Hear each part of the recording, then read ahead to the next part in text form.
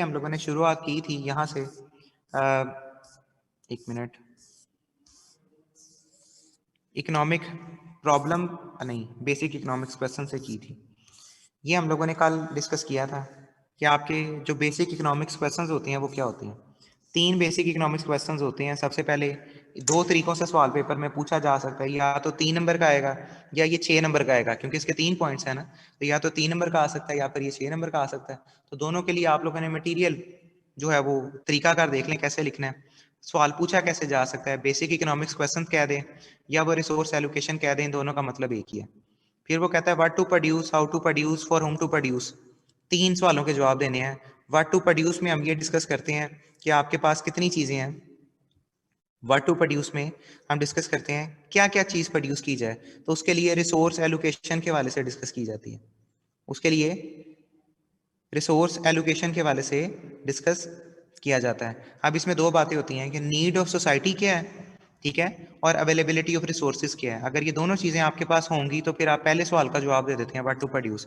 और इसके साथ नीचे एग्जांपल मैंने दी हुई है, कॉफी प्रोड्यूस करें या टी प्रोड्यूस करें। आप अगर एग्रेरियन इकोनॉमी है, जैसे पाकिस्तान एक एग्रेरियन इकोनॉमी है, तो इसलिए हम ये सोच रहे होते हैं कि जी क्या काम किया जाए, ठीक है। तो उसके लिए हम कहते हैं कि जी रिसोर्स एलोकेशन में टी प्रोड्यूस की जाए या कॉफ़ी प्रोड्यूस की जाए जिसकी मार्केट में ज़रूरत भी है, और जितनी जो चीज़ मार्केट में अवेलेबल भी है और आप लोगों को ज़रूरत भी है, तो ये व्हाट टू प्रोड्यूस है। हाउ टू प्रोड्यूस में हम टेक्निक के हवाले से बात कर रहे होते हैं। हाउ टू प्रोड्यूस में हम टेक्निक के हवाले से डिस्कस कर रहे होते हैं। ठीक हो गया। अच्छा, उसके बाद हम आ जाते हैं टेक्निक कौन सी होती है लेबर इंटेंसिव, या तो लेबर के जरिए प्रोड्यूस किया जाए या फिर मशीनरी के जरिए, कैपिटल के जरिए जो है वो प्रोड्यूस किया जाए। दोनों तरीकों में से किस तरीके से हम काम कर सकते हैं उसको हम कहते हैं हाउ टू प्रोड्यूस। उसके बाद आ जाते हैं फॉर होम टू प्रोड्यूस, किन लोगों के लिए प्रोड्यूस किया जाए, कौन सी मार्केट को कैप्चर किया जाए। उसमें हम डिस्ट्रीब्यूशन की बात करते हैं कि चीज़ों की तकसीम कैसे होगी, गुड्स और सर्विसेज किस किस तरह डिस्ट्रीब्यूट हो सकती हैं, ठीक है। फिर बेटा हम लोगों ने देखा स्कोप क्या होती है, नहीं, उसके बाद इंपॉर्टेंस, साइंस की स्कोप की बात थी जी। स्कोप क्या होती है, 2 चीज़ें हम लोगों ने इसमें डिस्कस की हैं। पहले नंबर पे स्कोप में हमने ये देखा कि ये साइंस है या आर्ट है, तो बेसिकली ये सोशल साइंस है और इसके साथ ये आर्ट भी है।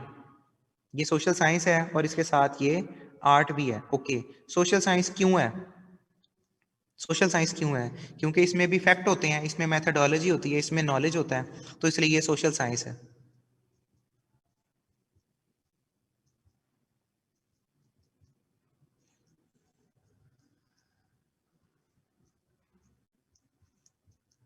उसके बाद है कि ये पॉजिटिव साइंस है या नॉर्मेटिव साइंस है। पॉजिटिव साइंस के लिए भी 2 बातें हैं। 10% फैक्ट्स है, व्हाट इज, क्या होना चाहिए, इसमें हम फैक्ट की बात करते हैं, और क्या होना क्या है, असल में हकीकत में क्या है, उसकी वैल्यू क्या है, तो इसके लिए भी हम बात करते हैं एग्जाम्पल पर। तो ये पॉजिटिव साइंस है। जैसे कि अगर हम कहते हैं पाकिस्तान का जो इन्फ्लेशन रेट है, पाकिस्तान का जो इन्फ्लेशन रेट है वो 10% है, तो ये डाटा है, ये फैक्ट है, इसलिए हम कहते हैं कि ये पॉजिटिव साइंस है। उसके बाद है नॉर्मेटिव साइंस। नॉर्मेटिव साइंस क्या होती है, इसमें वैल्यू जजमेंट के वाले से डिस्कस करते हैं, इसमें वैल्यू जजमेंट के वाले से डिस्कस करते हैं। इसमें हम ये कहते हैं नॉर्मेटिव साइंस में कि व्हाट शुड बी, क्या होना चाहिए।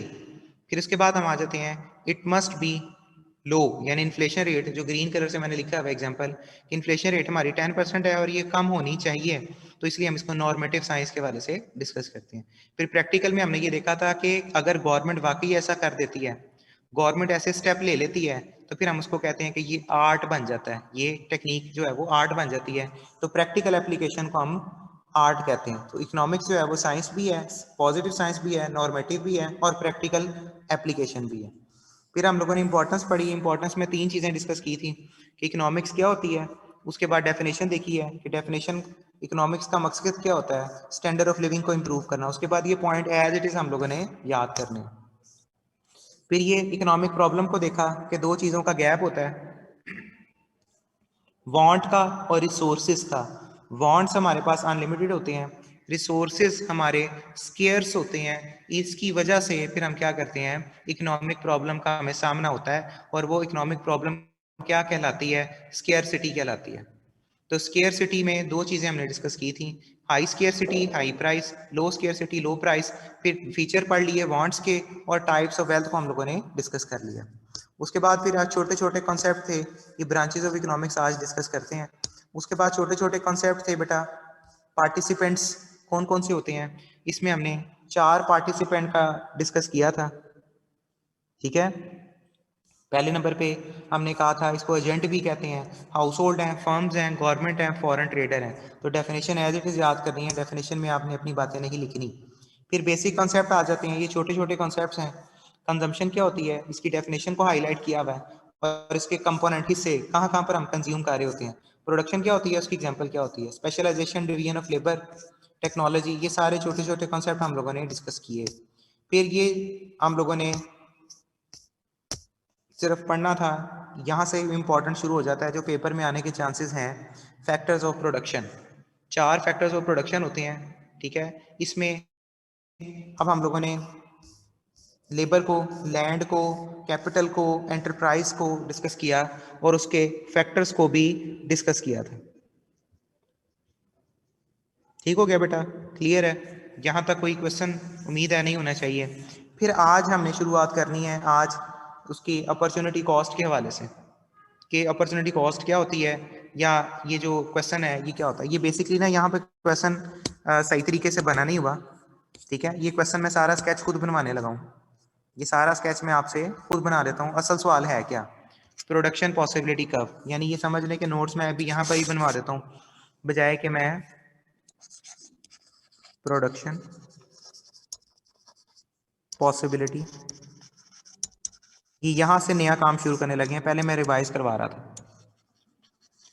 इसको प्रोडक्शन पॉसिबिलिटी कर्व भी कहा जाता है, और इसको प्रोडक्शन पॉसिबिलिटी फ्रंटियर भी कहा जाता है। चॉइस का मतलब होता है जो चीजें हमारे पास अवेलेबल हैं।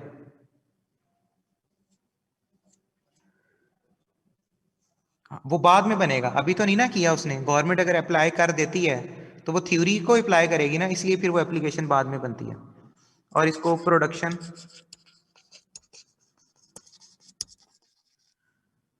पॉसिबिलिटी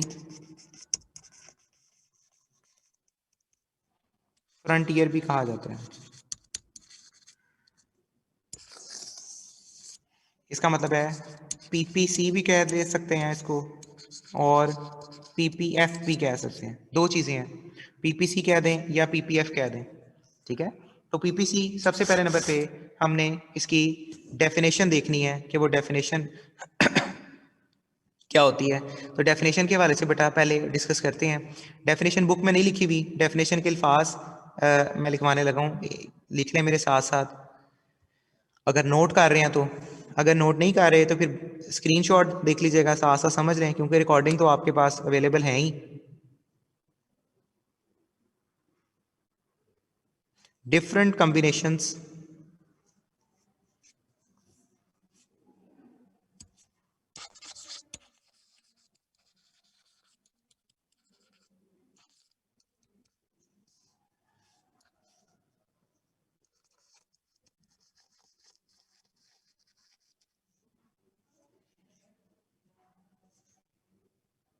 बल्कि सॉरी डिफरेंट नहीं, डिफरेंट की बजाय हम लिख लेते हैं पूरी wording, it shows all possible combinations of two goods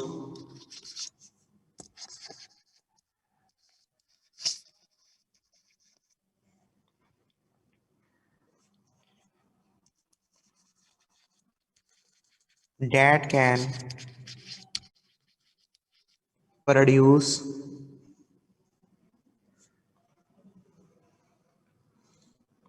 by making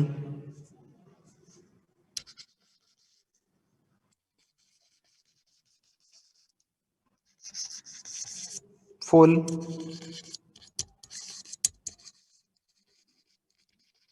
utilization of resources and given technology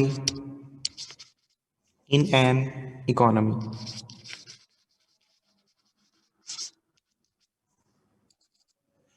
अब इस पूरी डेफिनेशन में तीन बातें हैं, इस पूरी डेफिनेशन में तीन बातें हैं। सबसे पहले वो कहता है ये पॉसिबल कॉम्बिनेशंस हैं।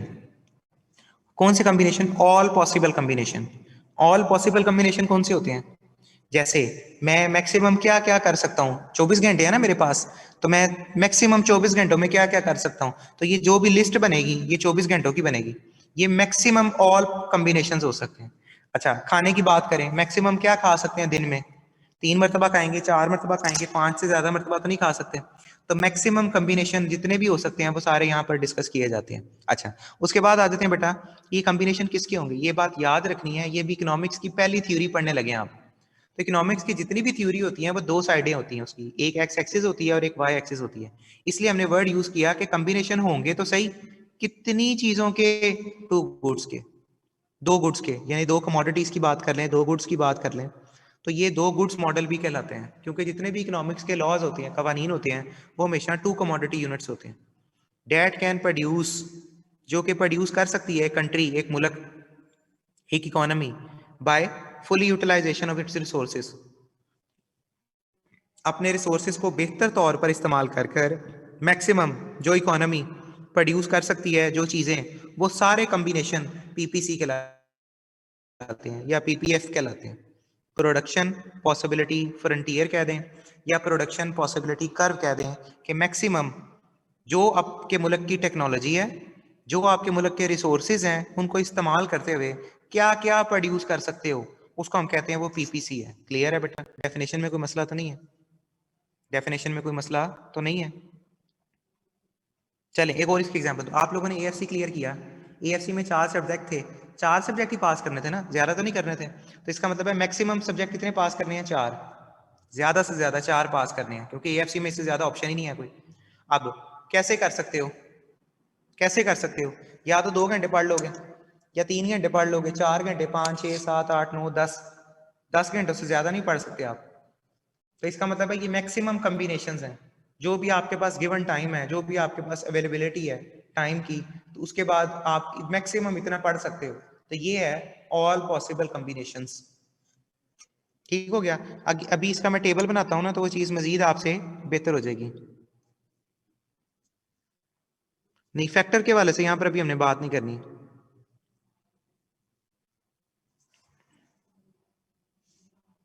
जितनी भी आपकी एक अटेम्प्ट है, एक अटेम्प्ट यूज करते हुए। अच्छा, दूसरे नंबर पे जो बड़ी इंपॉर्टेंट बात है, इसका टेबल।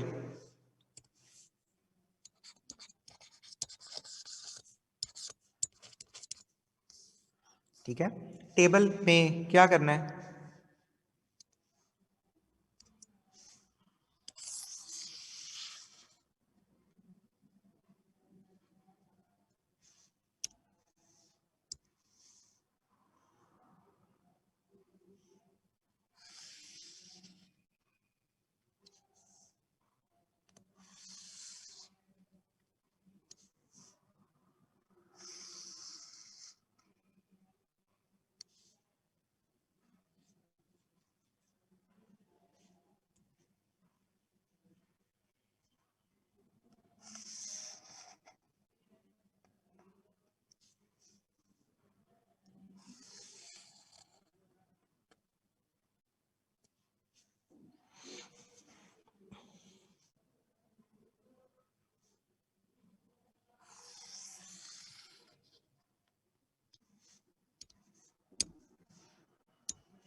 अब ये टेबल बनने लगा है, टेबल ध्यान से देखना, ये बुक में नहीं बना हुआ, इसलिए वर्किंग भी आपने उसी हिसाब से करनी है इसकी। ठीक है, तो सबसे पहले नंबर पे हम कॉम्बिनेशंस के वाले से बात करते हैं। कॉम्बिनेशंस, ठीक है, कॉम्बिनेशन कह लें, बंडल्स कह लें, वो आपकी मर्जी है। अब इसके कितने बंडल्स हो सकते हैं? A B C D E F,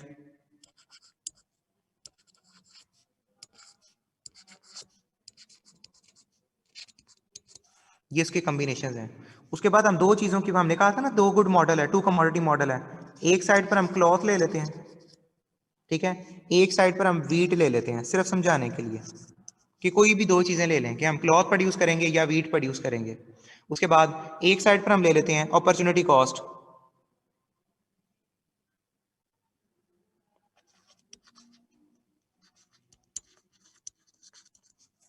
और एक साइड पर हम ले लेते हैं MRPT।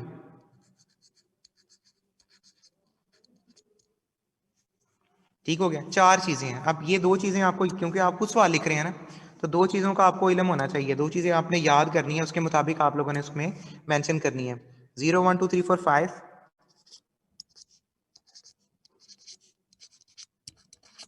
और वीट की बात करेंगे तो 15 14 12 9 5 0। अब ये टेबल से क्या नतीजा निकलता है? मैक्सिमम प्रोडक्शन है। अब मेरी बात जरा ध्यान से समझ में आता है। मैक्सिमम कितने कॉम्बिनेशंस हैं? मैक्सिमम कितने कॉम्बिनेशंस हैं? मैक्सिमम 6 कॉम्बिनेशन है। अब दो इसमें एक्सट्रीम पॉइंट्स हैं, दो इसमें एक्सट्रीम पॉइंट्स हैं। कौन कौन से? एक पहले वाला, एक पहले वाला एक्सट्रीम पॉइंट है, ठीक है। एक जो है वो दूसरे वाला एक्सट्रीम पॉइंट है, यानी एक ये एक्सट्रीम पॉइंट आ गया 0 और 15 वाला, और एक एक्सट्रीम पॉइंट ये आ गया 5 और 0 वाला। ये दोनों एक्सट्रीम पॉइंट है, इसको जरा ध्यान से देख लें आप। क्या ऐसे ही है? बेसिकली अगर हम क्लॉथ कुछ भी प्रोड्यूस नहीं कर रहे अपनी इकोनॉमी में, क्लॉथ हम अपनी इकोनॉमी में कुछ भी प्रोड्यूस नहीं कर रहे, इसका मतलब है हमने सारे के सारे रिसोर्सेज अपने वीट की प्रोडक्शन में लगा दिए हैं। सारे के सारे रिसोर्सेज हमने वीट की प्रोडक्शन में लगा दिए हैं। इसको हम क्या कहेंगे? इसको हम कहेंगे कि ये एक्सट्रीम पॉइंट है। सिर्फ और सिर्फ आपके 15 यूनिट्स वीट के प्रोड्यूस हो रहे हैं, क्लॉथ का कोई यूनिट प्रोड्यूस नहीं हो रहा। याद रहेगी बात। अच्छा, एक और एक्सट्रीम पॉइंट भी हो सकता है कि सारे के सारे रिसोर्सेज आप लोग किस में लगा दें? क्लॉथ की प्रोडक्शन में लगा दें। तो क्लॉथ की प्रोडक्शन में लगाने के बाद आपका वीट का कोई यूनिट प्रोड्यूस नहीं हो रहा, सारे के सारे यूनिट क्लॉथ के प्रोड्यूस हो रहे हैं। इसलिए हमने कहा था एक्सट्रीम पॉइंट्स, इसलिए हमने कहा था इसके एक्सट्रीम पॉइंट्स। अब इसी चीज को मैं आपको एक्सप्लेन करता हूं एक डायग्राम के साथ। इसी चीज को हम एक डायग्राम से भी एक्सप्लेन करते हैं। तो मकसद है कोई चीज रहे ना, आपको कोई चीज समझ ऐसी ना हो जिसमें आप कहें कि सर ये नहीं समझ आ रहा। तो ये कोशिश पूरी है कि इंशाल्लाह साथ साथ चलेंगे आपके डायग्राम। अब बेटा डायग्राम हम प्लॉट करने लगे हैं, जरा देख लें डायग्राम कैसे हम लोगों ने प्लॉट करनी है।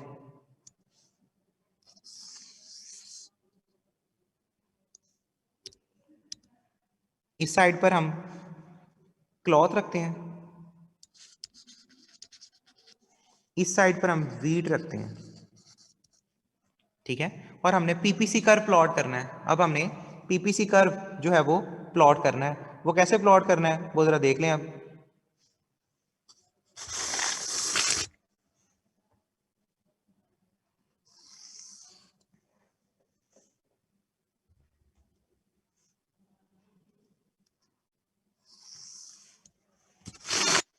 ये हम लोगों ने पीपीसी कर्व प्लॉट किया।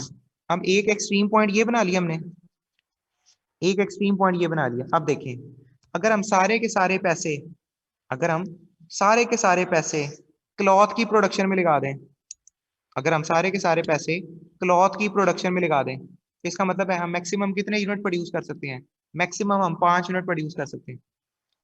ये भी तो हो सकता है कि हम क्लॉथ प्रोड्यूस नहीं कर रहे, हम क्लॉथ प्रोड्यूस नहीं कर रहे, बल्कि हम सारे के सारे पैसे किस पर लगा रहे हैं? हम सारे के सारे पैसे वीट की प्रोडक्शन में लगा रहे हैं। तो ये दो एक्सट्रीम पॉइंट हो सकते हैं। तो एक ये वाला एक्सट्रीम पॉइंट है, इस पॉइंट को हम क्या कह रहे हैं? हमने नाम दिया हुआ है पॉइंट एफ का, पॉइंट एफ का। और ये पॉइंट कौन सा है? ये पॉइंट ए है। तो या तो हम पॉइंट ए की बात कर रहे हैं या फिर हम पॉइंट एफ की बात कर रहे हैं। ये पॉइंट क्लियर हुआ? ये पॉइंट क्लियर हुआ? ए से एफ ये दोनों एक्सट्रीम पॉइंट्स हैं। ओके, आगे चलते हैं। अब इसके दरमियान में कोई कॉम्बिनेशन भी तो हो सकता है ना, इसके दरमियान में कोई कॉम्बिनेशन भी तो हो सकता है। एक्सट्रीम पॉइंट का दोबारा मैंने बताया बेटा कि सारे के सारे रिसोर्सेज हम क्लॉथ में लगा रहे हैं, और दूसरी शक्ल में ये भी तो हो सकता है ना, सारे के सारे यूनिट्स हम वीट की प्रोडक्शन में लगा दें। तो वीट की प्रोडक्शन में लगाएंगे तो बंडल ए बनेगा, क्लॉथ की प्रोडक्शन में लगाएंगे कॉम्बिनेशन तो ये एफ बनेगा। तो ए और एफ हमने जोड़ दिए हैं एक्स एक्सिस के साथ और वाई एक्सिस के साथ। अब असल ये कहानी नहीं है, असल कहानी अब शुरू होने लगी है। टेबल पर वापस आते हैं।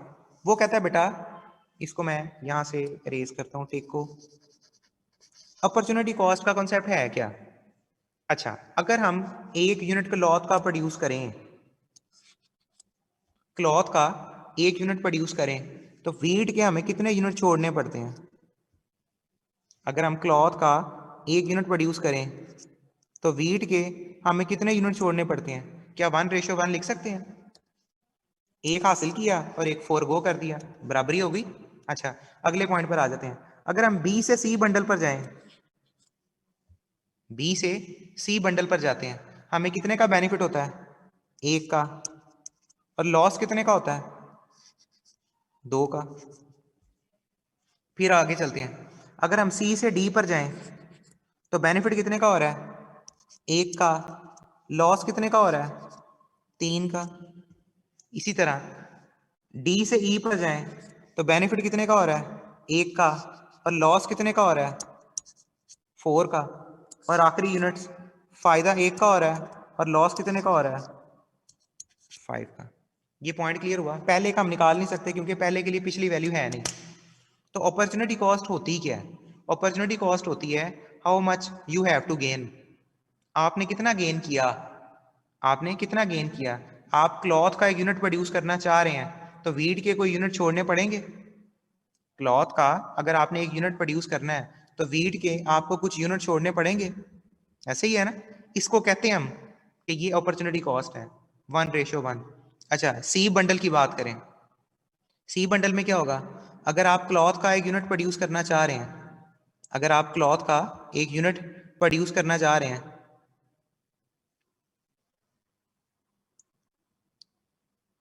तो फिर क्या होगा? फिर आपको वीट के कितने यूनिट छोड़ने पड़ेंगे? 2। फिर आहिस्ता आहिस्ता 3, फिर 4, फिर 5।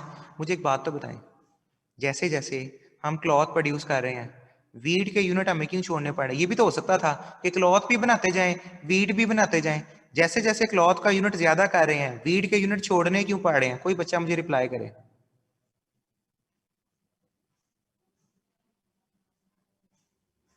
जैसे जैसे क्लॉथ के यूनिट प्रोड्यूस करते जा रहे हैं, वीट हम छोड़ते जा रहे हैं, उसके यूनिट हमें कम करने पड़ते जा रहे हैं। क्यों? क्या वजह है? एक बच्चे ने आंसर किया लिमिटेड रिसोर्सेज। ठीक है, ये भी हो सकता है। और इसके अलावा,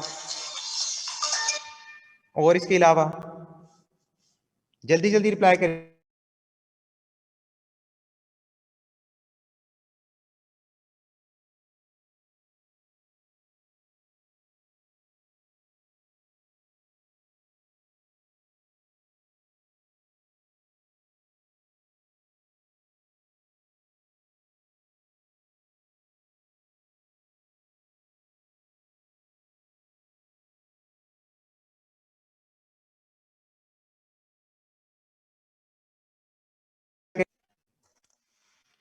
जी, कुछ बच्चों ने बिल्कुल ठीक रिप्लाई किया है। अब जरा समझ लें, अब जरा समझ लें।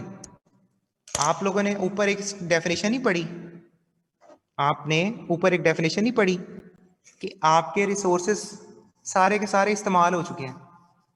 ये देखें, फुल यूटिलाइजेशन ऑफ रिसोर्सेस। तो फुल यूटिलाइजेशन ऑफ रिसोर्सेस का मतलब क्या था? आपके मुल्क की, पाकिस्तान की 22 करोड़ अवाम लग गई है।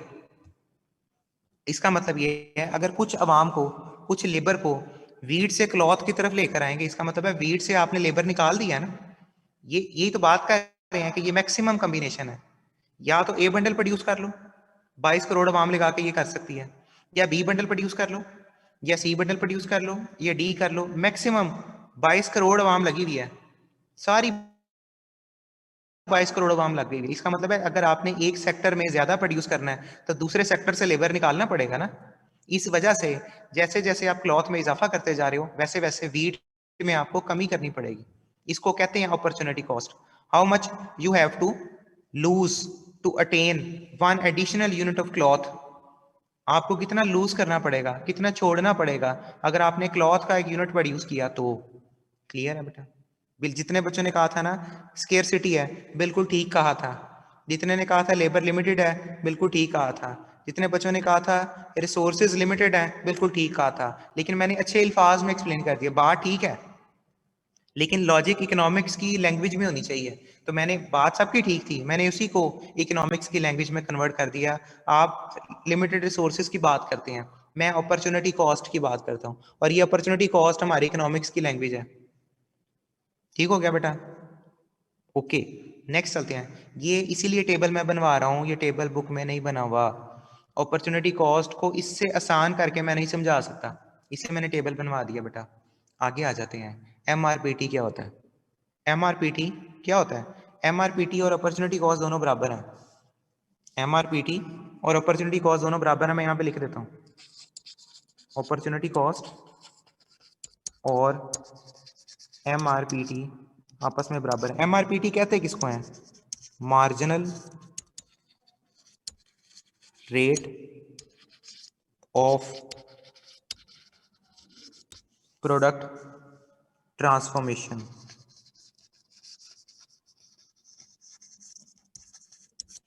प्रोडक्ट ट्रांसफॉर्मेशन का मतलब ही होता है। हाँ, बड़ा अच्छा सवाल है कि दोनों अगर चीजें बराबर हैं तो फिर हम एक ही बना लें भाई, दूसरा बनाने की जरूरत क्या है? इसकी वजह ये है, MRPT एक नंबर होता है, रेशो को आप डायग्राम पे आप एक्सप्लेन नहीं कर सकते, अल्फाज की शक्ल में लिख सकते हैं। MRPT एक नंबर होता है। अब ये नंबर क्या होता है? इसका एक फॉर्मूला होता है। MRPT का एक फॉर्मूला होता है, मैं यहाँ पे लिख रहा हूँ। MRPT का फॉर्मूला क्या होता है? MRPT is equal to loss over gain. Loss over gain को आप यूं भी लिख सकते हैं, delta Y over delta X, अगर डायग्राम की बात करनी है। नुकसान कितने का हुआ? नुकसान कितने का हुआ? फायदा कितने का हुआ? Loss over gain, loss over gain, loss over gain, loss over gain, loss over gain. तो बजाय कि मैं रेशो की शक्ल में लिखता, उस साइड पे ये 1 1 है, अगर ये 1 1 ना होती, ये 1 2 3 4 5 होती, तो फिर MRPT का आंसर हमें आसान लगना था। तो इसलिए अपॉर्चुनिटी कॉस्ट होती है रेशो की शक्ल में और MRPT होती है नंबर की शक्ल में। तो ये सिर्फ मैंने कैलकुलेशन की है, ये सिर्फ मैंने कैलकुलेशन की है। आप ये कैलकुलेशन को रिमूव भी करके सिर्फ वैल्यू लिख सकते हैं। कैलकुलेशन को रिमूव करके सिर्फ और सिर्फ आप वैल्यू भी लिख सकते हैं, लेकिन सिर्फ समझाने की खातिर मैंने वैल्यू भी लिख दिया और उसका आंसर भी लिख दिया। बेटा ये टोटल कॉन्सेप्ट है। MRPT क्या होती है, अपॉर्चुनिटी कॉस्ट क्या होती है। अब बाकी सवाल ये रह गया, बाकी बंडल किधर गए? बाकी बंडल किधर गए? आप जरा ध्यान से देख लें, ये बाकी बंडल इधर ही है बेटा। ये पॉइंट बी है, बी बंडल है, ये सी है, ये डी है, ये ई है। तो इन सारे बंडल में से वो जो मर्जी प्रोड्यूस कर ले, जो मर्जी बना ले, उसके लिए काबिल कबूल है। डिपेंड करता है कंडीशन पर कि आपकी इकोनॉमी में क्लॉथ की ज़्यादा ज़रूरत है या आपकी इकोनॉमी में वीट की ज़्यादा ज़रूरत है। अब इनकी बेस पर वो कोई एक बंडल प्रोड्यूस कर सकता है, या तो ए कर ले या बी कर ले। यहाँ पर उसकी सारी की सारी अवाम लग गई है, सारी टेक्नोलॉजी यूज़ हो गई है। इस वजह से हम देखते हैं अपॉर्चुनिटी कॉस्ट को कि क्या अपॉर्चुनिटी है। अगर बी इस्तेमाल नहीं करेगा, सी इस्तेमाल करेगा, तो क्या खोना पड़ेगा, क्या फ़ायदा होगा, क्या नुकसान होगा। सी से डी पर आता है तो डी का क्या फ़ायदा होगा, क्या नुकसान होगा। ए पर रहता है, क्या फ़ायदा क्या नुकसान है। एफ पर रहता है, क्या फ़ायदा क्या नुकसान है। इसके लिए हम अपॉर्चुनिटी कॉस्ट पढ़ते हैं। डेफिनेशन, डायग्राम, टेबल, स्क्रीनशॉट करना है, देख लें। स्क्रीनशॉट अगर करना चाह रहे हैं तो बेटा देख लें। यहाँ तक कोई क्वेश्चन है तो पूछ लें, किसी चीज़ की नहीं समझ आई बताएं। टेबल आ गया, डेफिनेशन हो गई, डायग्राम हो गई। पेपर में अगर सवाल आता है तो ऐसे ही लिखने हैं आप लोगों ने। अगर पेपर में 6 नंबर का सवाल आ गया तो टेबल बना दें। अगर 2 से 3 नंबर का सवाल आ गया फिर टेबल बनाने की जरूरत भी नहीं है। टेबल भी मैंने आसान आसान ही वैल्यू रखी है, आपको आसानी से याद हो जाएंगी, कोई इसमें परेशानी मुश्किल वाली बात नहीं है। हाँ बेटा, टेबल हम खुद बना रहे हैं ना, टेबल हम खुद ही बना रहे हैं, तो इस वजह से हमें टेबल की वैल्यू खुद ही याद रखनी पड़ेगी, अदरवाइज अपॉर्चुनिटी कॉस्ट सही नहीं बनेगी। अदरवाइज अपॉर्चुनिटी कॉस्ट ठीक नहीं बनेगी। अब अच्छा एक बात तो मुझे बताएं, अपॉर्चुनिटी कॉस्ट डिक्रीज हो रही है कि इंक्रीज हो रही है? अपॉर्चुनिटी कॉस्ट डिक्रीज हो रही है कि इंक्रीज हो रही है? क्या हो रही है अपॉर्चुनिटी कॉस्ट?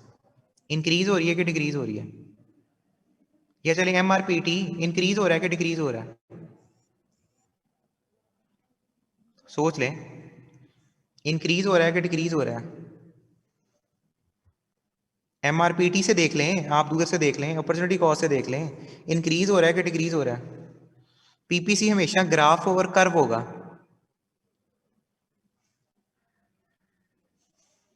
पीपीसी और एमपीआरटी एमआरपीटी इंक्रीज हो रहा है बेटा। देखो 1 2 3 4 5 वैल्यू बढ़ नहीं रही, गिनती बढ़ रही है।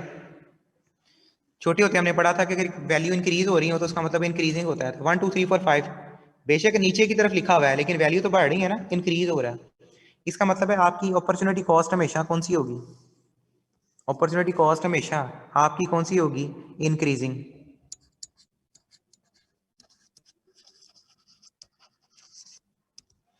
अपॉर्चुनिटी कॉस्ट हमेशा कौन सी होगी? इंक्रीजिंग। अब इंक्रीजिंग अपॉर्चुनिटी कॉस्ट होने की वजह से ये जो कर्व है ना इस शक्ल का बनता है। एक बच्चे ने पूछा था सर ये हमेशा ऐसे ही बनेगा? हमेशा ऐसे ही बनेगा। अब इसके मैं 2 पॉइंट्स बताने लगा हूँ। इसके मैं 2 पॉइंट्स आपको मेंशन करने लगा हूँ। इसको मैं कहता हूँ फीचर्स। इसके 2 फीचर्स होते हैं। इसके 2 फीचर्स होते हैं। कौन कौन से? पहला फीचर होता है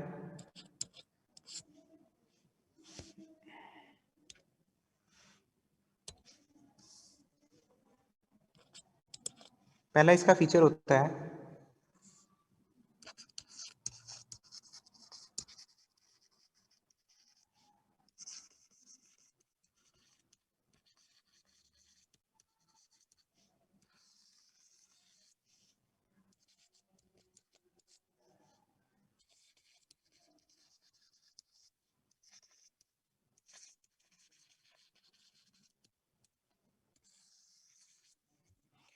ये डाउनवर्ड हमेशा होती है, लेफ्ट टू राइट।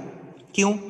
क्या वजह है? उसकी वजह ये है जैसे ही आप किसी एक कमोडिटी में इजाफा करते हैं यानी एक्स कमोडिटी में इजाफा करते हैं उसकी वजह से आपको किसी दूसरी कमोडिटी में साथ छोड़ना पड़ता है, फोरगो करना पड़ता है। क्यों ऐसा होता है? क्योंकि आपके जो रिसोर्सेज हैं वो लिमिटेड हैं।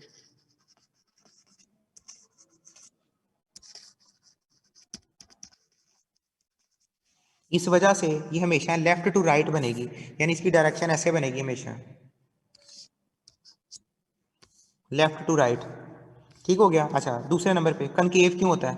कनकेव कौन सा होता है? कनकेव का मतलब है जिसका झुकाव बाहर की तरफ हो। इसका झुकाव बाहर की तरफ है इसलिए इसको कनकेव कहते हैं। कनकेव होने की वजह क्या है? कनकेव होने की वजह ये होती है due to increasing opportunity cost.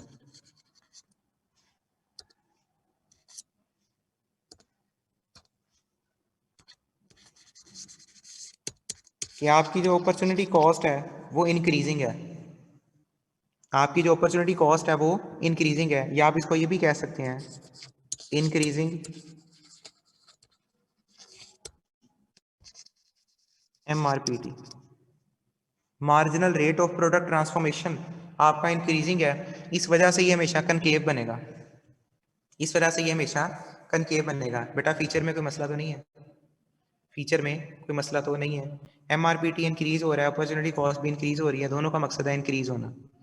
आगे चलते हैं बेटा, इसमें फर्दर डिस्कस करते हैं। फिर पेपर में ग्राफ बनाएंगे तो जितने भी इकोनॉमिक्स के ग्राफ है ना उसमें लेबल करने की जरूरत नहीं होती। जैसे देखो मैंने यहाँ पर ग्राफ में 1 2 3 लिखा तो जरूर है मगर यहाँ पर मैंने लेबल नहीं किया 1 2 3 4 5 6 7 8 मैंने लेबल नहीं किया क्योंकि यहाँ पर लेबल करने की जरूरत नहीं होती। इकोनॉमिक्स के जितने भी ग्राफ हैं वहां पर लेबल करने की जरूरत नहीं होती। अच्छा एक बात मैं आप लोगों से पूछता हूँ, अगर यहाँ पर एक पॉइंट आ जाए, पॉइंट वाई आ जाए और एक इधर पॉइंट आ जाए, पॉइंट एक्स आ जाए, तो मुझे एक बात बताएं, क्या वो पॉइंट वाई को अचीव कर सकता है? सॉरी एक मिनट, यहाँ पर क्या वो पॉइंट वाई को अचीव कर सकता है? उसके पास एक पॉइंट है वाई, इसके मुताबिक जरा देखें।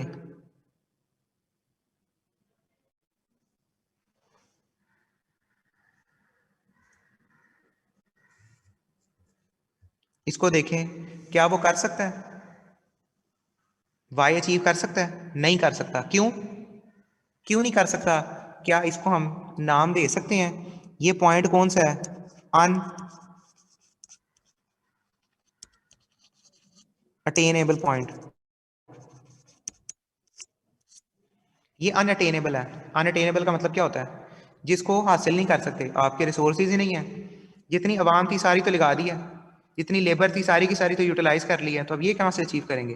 तो पॉइंट वाई आप अचीव कर ही नहीं सकते, इसलिए इसको कहा जाता है ये अनअटेनेबल पॉइंट है, ये अनअटेनेबल पॉइंट है। अच्छा, अब हम बात करते हैं ये जो एक्स पॉइंट है, ये जो एक्स पॉइंट है इसको क्यों नहीं अचीव कर सकते?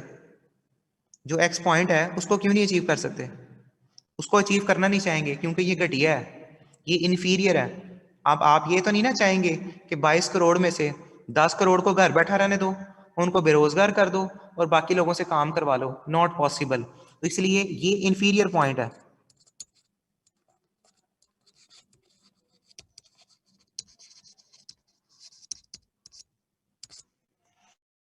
ये दोनों पॉइंट हम अचीव नहीं करेंगे, ना तो पॉइंट वाई को अचीव करेंगे ना पॉइंट हम एक्स को अचीव करेंगे, क्योंकि ये दोनों इन्फीरियर पॉइंट है।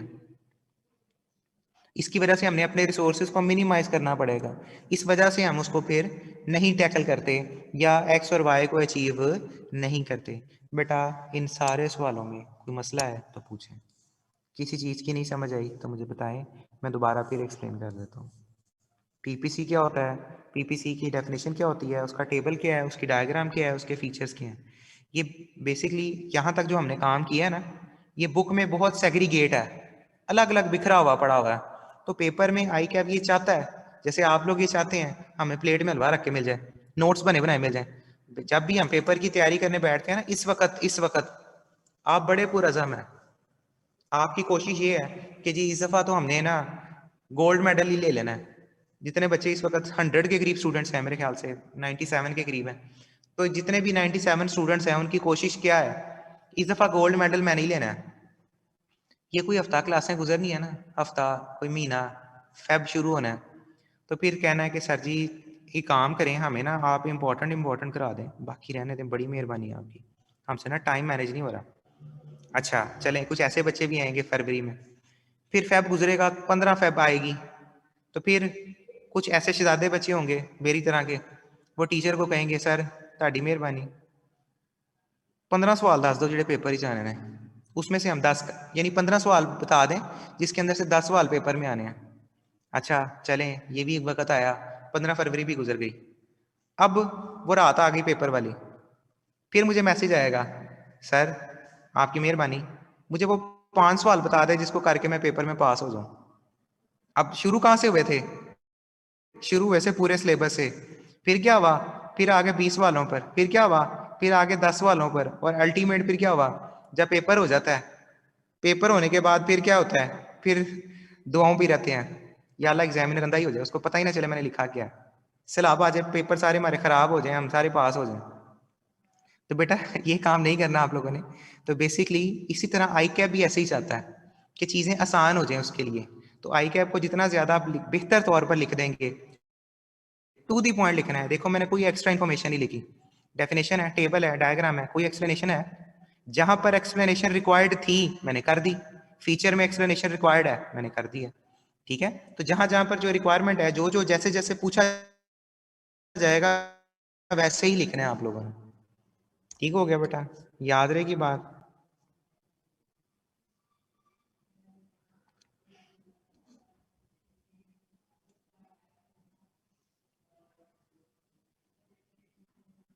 हाँ डायग्राम एक्स और वाई लिखना है, डायग्राम में आपने एक्स वाई लिखना है। जब अगर वो डायग्राम पूछता है, अक्सर औकात ऐसे होता है डायग्राम के ही नंबर होते हैं, वो कहता है आप इसको एक्सप्लेन करें डायग्राम के रिस्पेक्टिव, तो बेटा वो 10 आप लोगों ने, 10 सवाल कह रहा हूँ मैं, तो आप लोगों ने वो डायग्राम जरूर एक्सप्लेन करनी है, ठीक हो गया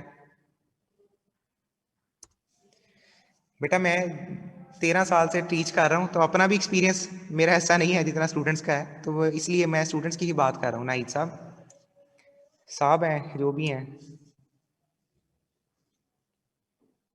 नहीं नाहिद नहीं है, मोहित, मोहित नफीस साहब, बच्चों की बात कर रहे हैं यार। खैर आगे चलते हैं बेटा।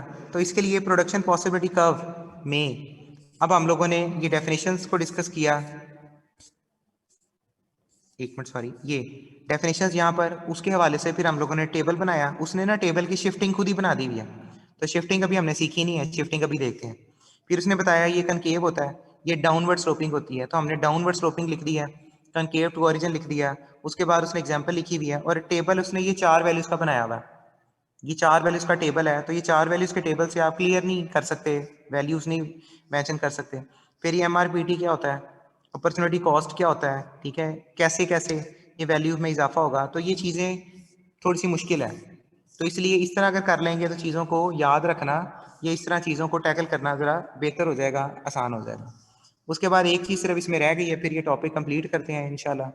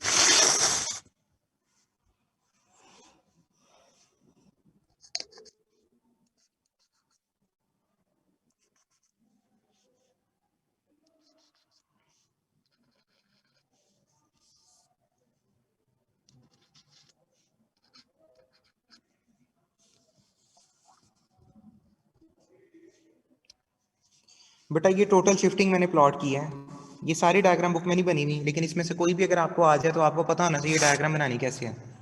तो सबसे पहले शिफ्टिंग ऑफ पीपीसी के वाले से हम बात करने लगे हैं बेटा। शिफ्टिंग का मतलब क्या है? पीपीसी कब शिफ्ट हो जाएगा, कब शिफ्ट होगा? दो तरीके हैं, या तो कंप्लीट शिफ्टिंग है,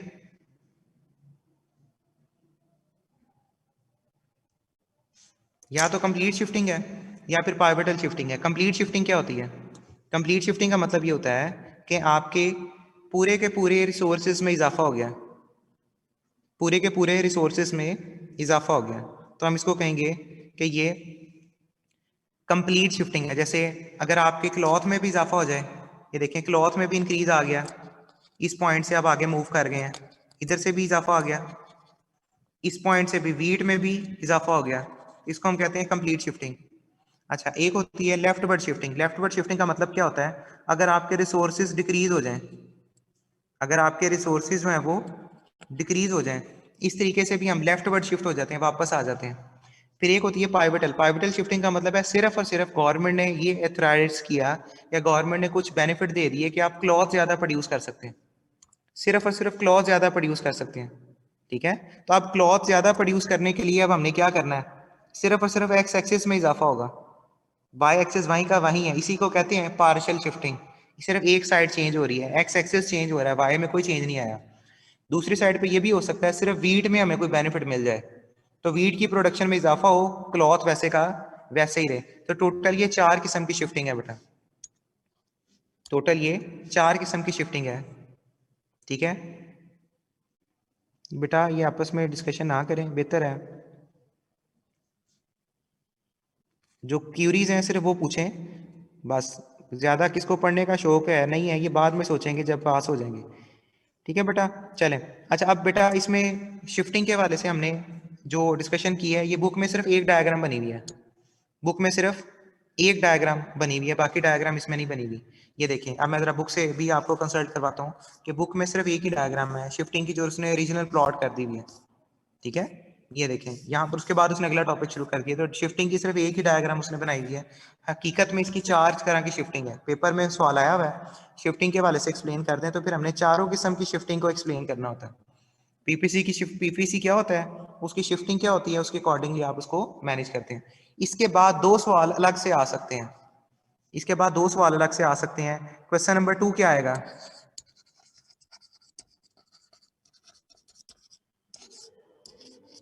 वो कहेगा अपॉर्चुनिटी कॉस्ट क्या होती है, इसकी एग्जांपल बता दें, प्लस इसकी एप्लीकेशन बता दें। एक तीसरा सवाल भी इधर से बन सकता है,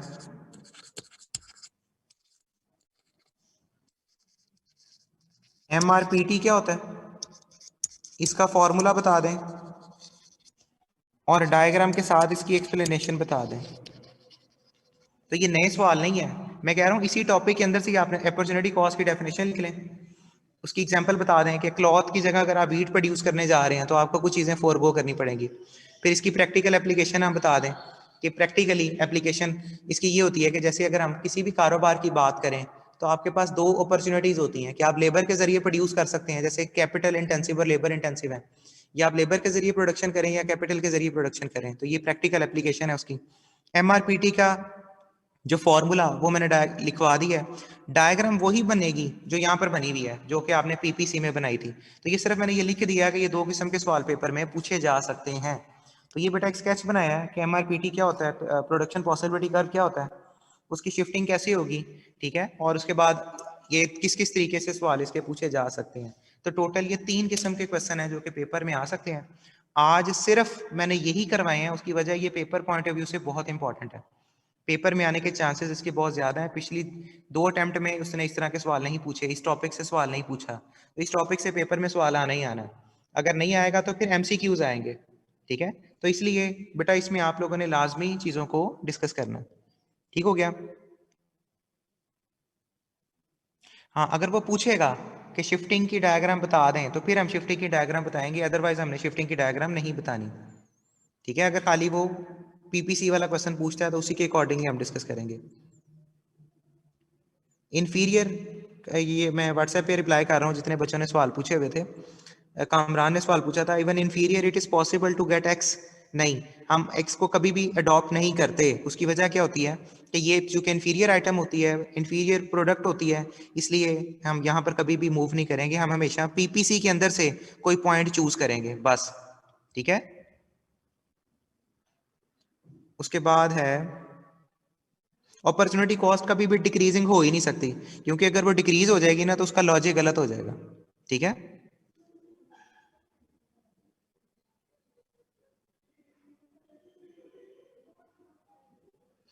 convex to origin, convex to origin का फीचर मैंने पहला ये बताया था। दोनों फीचर मैं रिवाइज कर देता हूँ।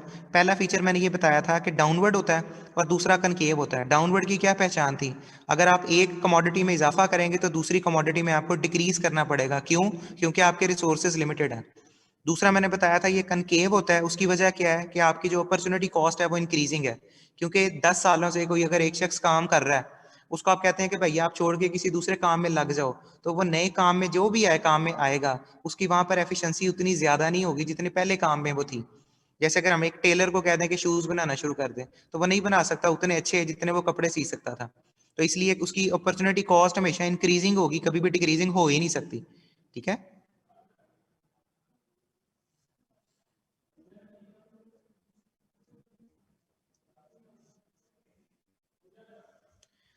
ठीक हो गया बेटा? माइक्रो वगैरह कल करेंगे, क्योंकि 3 to 4 क्लास होती है। मेरी 4 to 6 एक और क्लास है, तो इसलिए फ्राइडे वाले दिन सिर्फ, बाकी टाइम अपना है। सैटरडे को अपने टाइम पे क्लास होगी। 3 to 5 क्लास है। सिर्फ फ्राइडे के दिन आपकी क्लास 4 to 5। अपॉर्चुनिटी कॉस्ट क्या होती है? How to gain additional unit to forgo 1 extra unit. आपको एक यूनिट हासिल करने के लिए बाकी कितने यूनिट फोरगो करने पड़ेंगे, उसके लिए हम कहते हैं ये अपॉर्चुनिटी कॉस्ट है। एमआरपीटी की प्रॉपर डेफिनेशन बेटा बुक में लिखी हुई है। ओ सॉरी, 3 to 4 आपकी आज क्लास थी। ठीक है। तो जी बेटा, इंशाल्लाह फिर कल आपसे मुलाकात होगी। कल आपके टाइम पे क्लास है 3 to 5। ठीक है। तो कल हमने वो माइक्रो वाले नोट्स भी डिस्कस करने हैं और बाकी जो हमारा चैप्टर 1 रह गया वो भी इंशाल्लाह डिस्कस करेंगे। ठीक है बेटा। संडे का आपका एक दिन दे दूंगा मैं तैयारी के लिए। मंडे को आपका चैप्टर 1 का टेस्ट हो जाएगा। ठीक है। क्लियर है बेटा? चलें, दुआओं में याद रखिएगा। कल तक अल्लाह हाफिज।